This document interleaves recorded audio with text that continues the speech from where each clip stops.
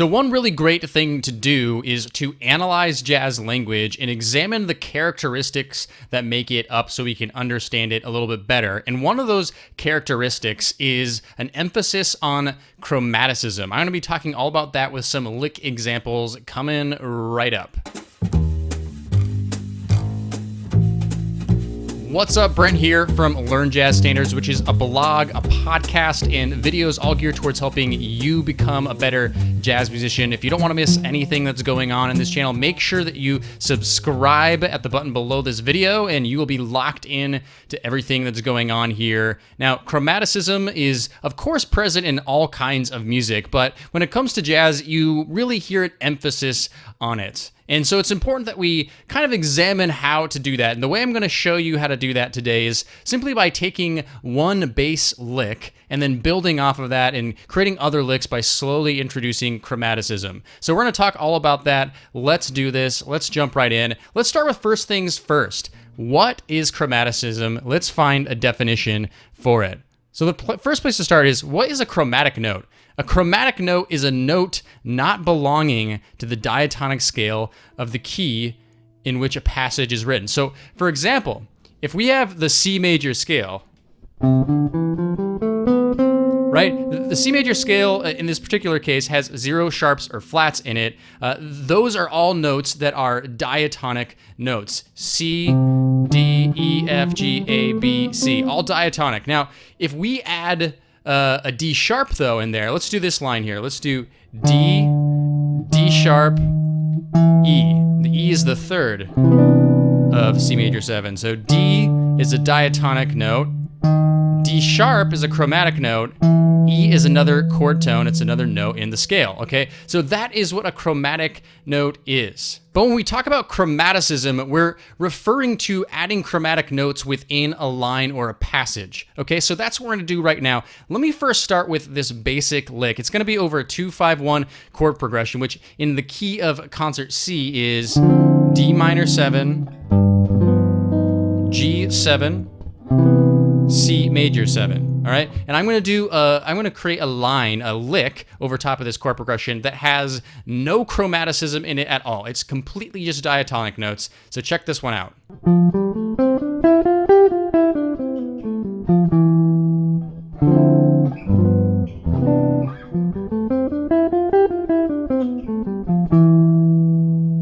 So I have a backing track that has some accompaniment. I've recorded it already, so here's what it sounds like with some accompaniment.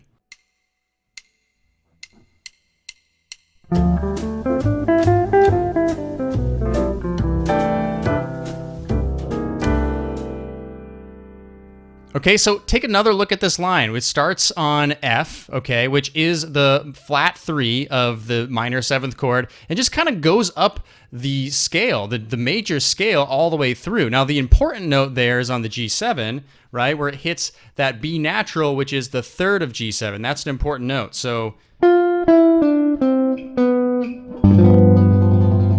that 3rd, the B, really defines that G7. So we can take diatonic lines and really still outline the chords. But what we also want to do is start introducing some chromaticism into this line to start giving it a little bit more character. So let's move on to the next lick, where we're going to start introducing just a little bit of chromaticism, change this lick just a little bit. So here it is.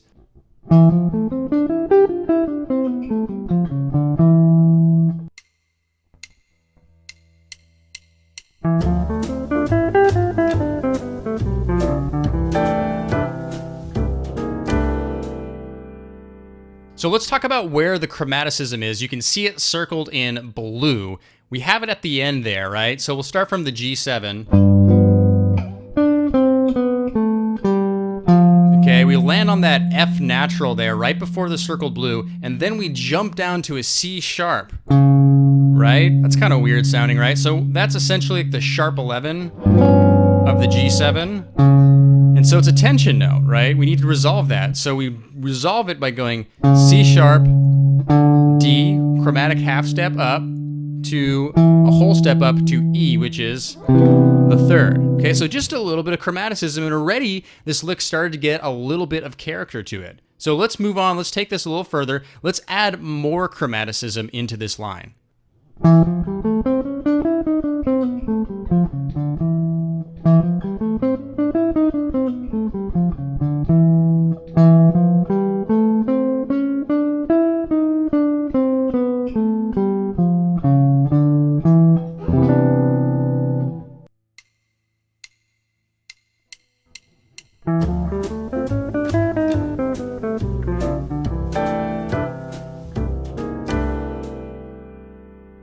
So let's look a little closer into this line. So basically I've left that same chromaticism that we had at the end with the C sharp, the D, and the E, but I'm adding some extra stuff this time with at the beginning. So check this out. So we have that pickup note, E going to the F, G, A, C. Now C is what to D minor 7? C is the flat 7. So we go C and then C sharp, that's your chromatic note. D is the root of D minor 7, right? So that C sharp is the chromaticism. Okay, then we hit E, which is what? That's the 9 of D minor 7. Then we hit E flat, we're going chromatically descending now. Now this is a real tension note here, but the important thing is it's resolving to the D, which lands on the next beat, which is beat 1 of the G7. And what is D to G7? That is the 5th. Okay, and then we move down the line to do that other chromaticism that we already had added from the last lick that resolves to the C major 7, okay? So adding a little bit more tension, these ascending chromatic lines, these descending chromatic lines, kind of gives it a nice flow, and it also connects important chord tones together. All right, let's move on to the next lick. This time I'm going to do an exaggeration of chromaticism. You might not want to actually play a line so chromatic, although you totally can. This is an exaggeration just to kind of further hone in my point here.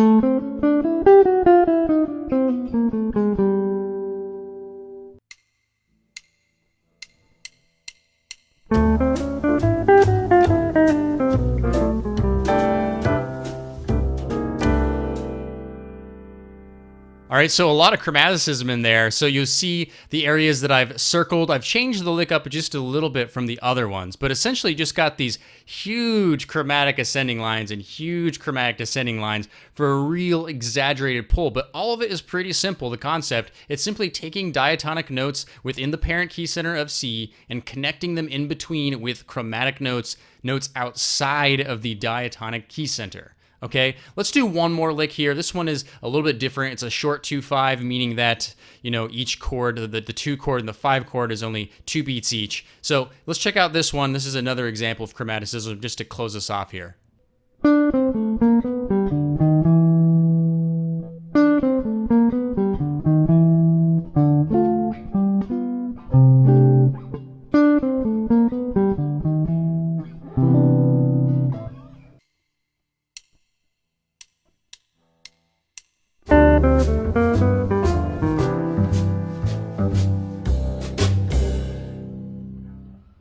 Now, in this particular one, I'm using a technique called enclosure. Now, enclosure, that's for another lesson altogether, but enclosure is simply surrounding specific tones, approaching from above and below. So, for example, in this line, we have D, C is where the enclosure starts, C, A sharp, B. We were targeting that B natural, but again, that's for another lesson. But you can see how I'm using chromaticism in all of that, these chromatic approach tones, as we call them, to approach these major chord tones like the 3rd, which is B in G7, and like E, which is the 3rd in C major 7. So chromaticism is a really powerful tool, and if we can understand it and analyze it, we can create our own lines by thinking about how we can add chromaticism into them. So this is what I want you to do. I want you to comment, how do you add chromaticism into your lines? Do you have any examples of that? And if so, post below in the comments. And hey, if you want to work on any of your jazz